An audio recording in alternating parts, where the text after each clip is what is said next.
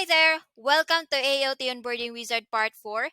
As mentioned in my previous video, I'll show you how to install the custom and branded app on your mobile device.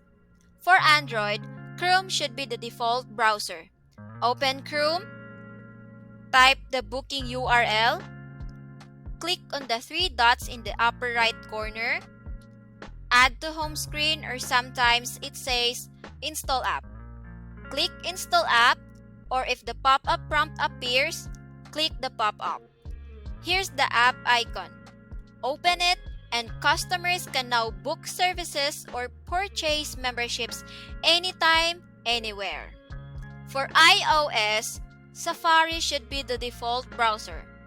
Open Safari, open or type the booking URL, click the share button at the bottom of the screen, and click add to the homepage or home screen. Here's the app icon with my logo in it. Open it, and customers can now book services or purchase memberships anytime, anywhere. Congratulations! You've just set up your business with AOT. You are now ready to take bookings, sell memberships, and take advantage of all AOT's wide array of business management features to manage your digital business. Thank you for spending the time with me and as your account manager. I really hope our software helps you to work simpler. Thank you and see you soon!